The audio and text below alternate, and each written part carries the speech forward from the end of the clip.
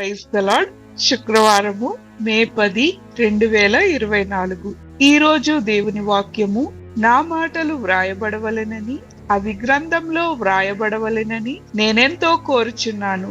అవి ఇనుప పొగరతో బండ మీద చెక్కబడి సీసంతో నింపబడి నిత్యము నిలువవలనని నేనెంతో కోరుచున్నాను. యోబు గ్రంథము 19వ అధ్యాయము 23వ వచనము. చెక్కబడ్డ ఆవేదన. కరోలిన్ ఒక అరుదైన మెదడు సంబంధిత క్యాన్సర్ వ్యాధితో బాధపడుతుందనే నిర్ధారణను విని ఎంతో తీవ్రమైన ఆవేదనకు గురైంది. అయితే ఆమె దాని నుండి ఒక నూతన నిరీక్షణ ఉద్దేశంతో తీవ్రమైన అనారోగ్యంతో బాధపడుతున్న పిల్లలతో వారి కుటుంబీకులకు చక్కటి జ్ఞాపకాలను మిగల్చగల స్వచ్ఛందమైన ఫోటోగ్రఫీ సేవలను ప్రారంభించింది. ఈ సేవ ద్వారా కుటుంబ సభ్యులు వారి పిల్లలతో ఆ దుఃఖ సమయంలో వారు ఊహించని రీతిలో వారు అనుభవించే ఎంతో విలువైన మధుర క్షణాలు, తీపి జ్ఞాపకాలను భద్రంగా బంధించగలరు. ఊహకందని ఆ కఠిన సమయాలలో కుటుంబ సభ్యులంతా పరిస్థితులతో సంబంధం లేకుండా ప్రతి క్షణం ప్రేమతో జీవించేవారు అని ఆమె వాపోయింది. మన ఆవేదనలను యథార్థంగా వెల్లడి చేయడంలో వచింప సఖ్యము కాని గొప్ప శక్తి నిండి ఉంది.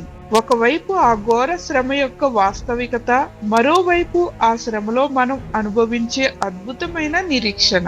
యోబు గ్రంథం కూడా శ్రమలో బంధించిన చిత్రపటం లాగే ఎంతో యథార్థంగా యోబు జీవితంలోని అపార నష్టమును పొందుపరిచినట్లుగా ఉంటుంది.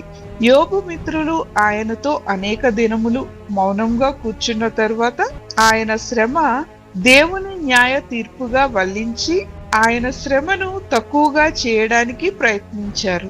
అయితే యోబు దీనిని ఎంత మాత్రము అంగీకరించక ఆయన వెళ్ళిన ఆ కఠోరమైన అనుభవాన్ని బండ మీద చెక్కబడి నిత్యము నిలువవలనని యోబు గ్రంథం ద్వారా మన ఆవేదనలో మనలను సంధించి మరణం నుండి పునరుద్ధానమునకు నడిపించగల మన సజీవమైన దేవుని వైపు చెక్కబడి సూచిస్తుంది.